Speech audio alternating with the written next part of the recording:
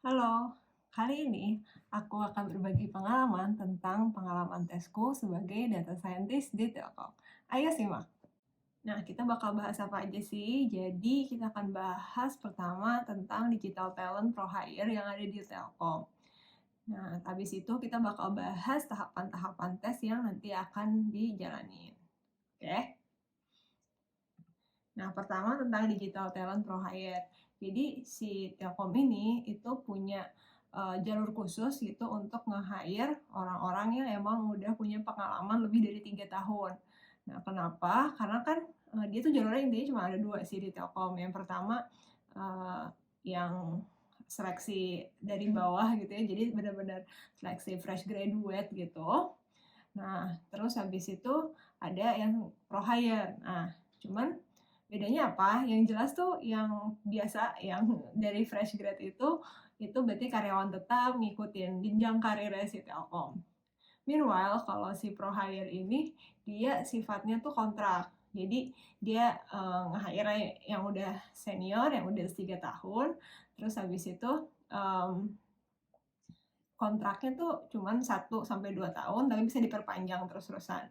Nah, kenapa bentuknya kontrak? Karena kalau pas aku tanya itu, yang permanen tuh cuma buat yang ikut dari seleksi yang fresh graduate itu. Aku lupa namanya. Nah, meanwhile kalau pro hire ini kayak masuk perusahaan swasta biasa gitu. Jadi emang ada dua gitu. Nah, gajinya juga beda. Kan kalau yang pertama emang udah saklek ya gitu, segitu gajinya untuk setiap level. Kalau yang pro hire ini seperti layaknya kita tes di perusahaan swasta biasa, ngikutin biasanya gaji yang sebelumnya udah kita punya gitu. Nah, cuman meskipun kontrak, ini tuh nggak berarti kita nggak dapet let's say asuransi atau apa gitu loh.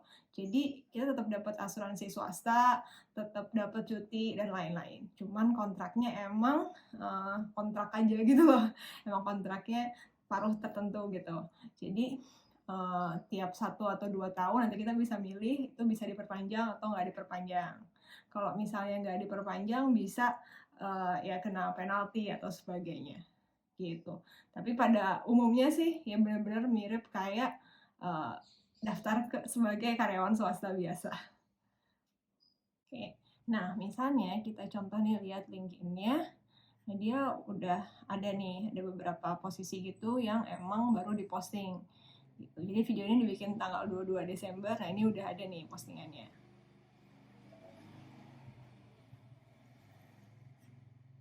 Nah, sebelumnya kalau aku lihat detailnya itu ada di ini Codex Telkom ini. Nah, cuman sekarang udah nggak ada lagi ininya detail-detailnya. Kalau dulu tuh banyak ada di sini. Nah, cuman anyway, ini misalnya kita contoh klik data science. Nah, itu ada tinggal bisa apply di situ. Meskipun nih menurut aku minusnya itu dia nggak jelasin gitu loh. Posisi seperti apa sih yang pengen dia cari gitu ya. Roles-nya tuh kayak apa, technical yang dibutuhin tuh gimana. Itu tuh nggak ada sama sekali di sini. Cuman yang jelas dia jelasin kalau di sini dia professional hire, jadi ya pro hire, minimal 3 years of experience. Buat job role-nya data analyst, data scientist, sama data engineer. Nah, cuman tadi minusnya nggak ada teknikal yang dibutuhin tuh apa, atau yang dibutuhin lulusan mana, itu nggak ada sama sekali. Kalau yang dulu itu di website si Codex ini tuh ada lumayan lengkap. Nah, tadinya aku pikir mungkin udah nggak buka lagi, tapi nyatanya ini masih ada gitu ya. Dan baru diposting 23 hours ago. Oke, jadi selain ini sih ada banyak tadi ya, ada data science, product management, developer, software developer ya, sama designer. Gitu. Jadi sebenarnya posisi-posisi standar di startup, di tech startup. Nah, next kita bakal ngomongin tahapan teksnya. Jadi tahapan teksnya tuh ada apa aja sih? Pertama itu ada interview HR, terus habis itu ada online test di Metil nama ininya, nama platformnya. Lalu ada test case Python modeling gitu. Lalu setelah itu ada interview user. Nah, dan terakhir adalah offering. Oke, jadi Kalau yang pertama interview HR sebenarnya standar ya buat nyamain ekspektasi antara yang dibutuhin sama yang kita mau ke HR-nya. Nah, nanti kalau misalnya udah oke, baru akan lanjut ke online test. Nah, si online test ini tuh ada di apa ya? Jadi dapat email gitu, masuk link, nanti kita bisa lanjutin gitu. Nah, ini nanti ada beberapa kayak technicalities dari laptop yang bisa kita pakai. Contohnya tuh ada misalnya harus ada kameranya gitu karena bilangnya sih di monitor gitu ya. Cuman I'm not sure if it's really monitor. Nah, terus ada kayak internetnya harus segimana dan lain-lain. Tapi ya kalau misalnya udah biasa kerja remote sih sebenarnya standar-standar aja. Nah, online test metal ini sebenarnya aku nggak terlalu ingat. Tapi kurang lebih ini ada aptitude test, programming fundamental, sama Python. Nah, itu hmm, I'm not sure kalau itu benar ngaruh banget apa enggak. Karena kan aku udah lama juga nggak ngerjain programming test yang pakai C terutama. Kemarin tuh pakai C kayaknya si ininya apa namanya tesnya gitu. Nah itu jujurnya aku nggak gitu bisa jawab pas itu pakai C karena kan ya udah lama banget gitu ya udah lupa. Nah cuman los aja. Nah, ini aku coba liatin ya contoh-contoh soalnya yang ada di internet terkait ini tes-tes yang di platform Mathil ini. Nah, sekarang aku udah coba buka contoh soal yang tadi aku ceritain. Nah, ini buat Python. Jadi awalnya kosong nih, awalnya nggak ada. Terus paling kita harus ngisi kode gitu di situ. Nanti returnnya atau printnya atau apapun ininya instructionnya itu harus sesuai dengan instruksinya gitu. Contohnya yang ini kayak misalnya kita punya number n, nah terus nanti untuk setiap integer i sampai dari 1 sampai n termasuk n-nya itu di print gitu one value-nya. Jadi bisa di pause aja videonya kalau ingin baca instruksinya lebih dalam. Nah, karena kan kita bukan tujuan video kali ini bukan membahas cara menjawabnya, tapi apa aja gitu tesnya. Nah, nih contoh nih udah aku jawab, ininya kok ke bawah. Jadi jadi bisa ngeprint gitu ya, ngeprint pakai for sama pakai if else biasa standar. Nah nanti tuh di sana ya UI-nya beda-beda dikit lah ya, tapi tetap bisa kita nge-run code gitu. Jadi kita bisa cek dulu pakai test case gitu, apakah function kita udah berfungsi seperti yang di soal. Nih contoh ada inputnya 15, terus outputnya tuh udah sama belum sama yang di expectednya gitu. Ini kan ada yang hasil kita function tadi sama expected outputnya gitu. Nah nanti kalau udah oke bisa kita submit gitu. Jadi nggak ngawang-ngawang banget gitu ya, nggak kan kadang ya kita harus tahu dulu ya siapa tahu kan ada kurang titik 2 atau kalau Python ya kurang tab atau apalah gitu yang simpel-simpel. Jadi harusnya sih itu aman. Jadi cuma tinggal ngerjainnya aja gitu. Nah cuman aku notice sih kayaknya pilihannya cuma Python ya kemarin. Jadi nggak ada R atau yang lain gitu. Jadi ya tesnya lebih kayak logic simple Python gitu. Nah, next ini yang paling penting nih, ini adalah test case modeling di Python. Aku nggak tahu sih, mungkin bisa jawab pakai yang lain ya, cuma waktu itu aku pakainya Python. Nah, ini menurutku lebih penting dari tes Mathil yang tadi, karena ini benar-benar nge-evaluate basic kita tentang data scientist, simple modeling gitu. Nah, kemarin itu soalnya tuh tentang churn analysis, tapi mungkin nanti bisa berbeda ya.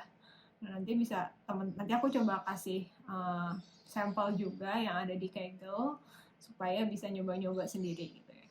Nah, yang pasti sih poin-poinnya pertama yang ada tuh exploratory data analysis itu udah pasti karena kan ya mau ditanya mau enggak tetap harus ya lihat dulu ya gitu ya kita pahami dulu datasetnya.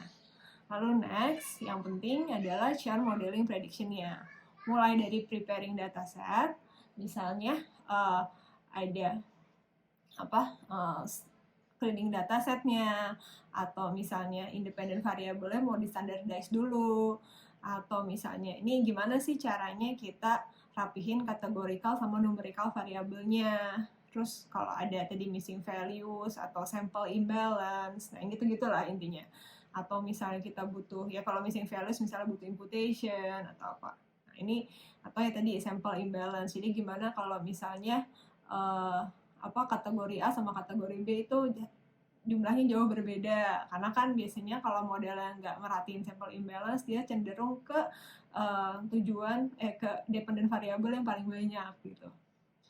Nah, terus habis itu pilih modelnya, nanti kita jelasin juga kenapa kita pilih model itu. Menurutku sih modelnya nggak harus yang fancy-fancy yang gimana gitu ya, itu nggak juga sih. Jadi sebenarnya masih bisa pakai library yang udah ada aja. Asal kita tahu ini kenapa ya pakai itu, harus punya justifikasinya. Nah, nanti terakhir ada validation-nya juga. Nah, validation-nya ini bisa pakai macam-macam. Misalnya kalau konteks section analysis bisa pakai confusion matrix, atau kalau misalnya bentuknya regression gitu, itu bisa pakai misalnya mean square root, mean square root yang selisihnya gitu, atau misalnya nanti ditanyain juga fitur mana sih yang paling berpengaruh terhadap modelnya, kayak gitu. Nah, itu macam-macam ya sebenarnya cara untuk model validation-nya. Nah, itu cuman kita harus tulis gitu justifikasinya kenapa mau pakai itu dan kenapa kita memilih modelnya yang itu. Nah, di situ coba aja, sebenarnya simpel menurutku karena mirip-mirip sama kebanyakan test case di Kaggle atau yang simpel-simpel gitu di tutorial-tutorial. Tapi harus dijelasin aja gitu. Nah, next kalau itu udah lolos, nanti ada interview sama usernya. Nah, ini interview usernya sih tergantung ya, maksudnya level yang kita tuju tuh kayak apa. Kalau waktu itu aku karena ya levelnya lumayan senior, jadinya sebenarnya sih levelnya nggak senior ya, lebih kayak in the middle of medior sama senior, cuman title-nya lumayan ini. Nah, jadi kayak interviewnya lebih kayak pakai apa aja sih, jadi tanyain pengalaman banget. Jadi kan kadang-kadang ada interview yang terlalu technical gitu ya. Nah, kalau ini tuh nggak technical sama sekali, jadi lebih nanya pengalaman aja. Makanya kan emang posisi-posisi ini tuh si digital talent pro hire ini emang nyari orang yang udah 3 tahun gitu pengalamannya. Begitu kurang lebih. Jadi nggak ada pertanyaan kayak misalnya, coba jelasin model K-means gitu gimana, itu nggak kayak gitu. Jadi lebih kayak pengalaman-pengalamannya, misalnya pakai apa sih dulu tech-nya, kenapa sih pakai let's say Google Cloud Project gitu, atau ya bener-bener lebih kayak inilah sharing-sharing pengalaman sih menurutku gitu. Jadi sebenarnya sih simple itu aja, kurang lebih sebenarnya mirip-mirip juga sama tes-tes di tempat lain juga, so ya aku harap bisa menjadi gambaran untuk teman-teman. Oke, sekian video kali ini dan sampai jumpa lagi.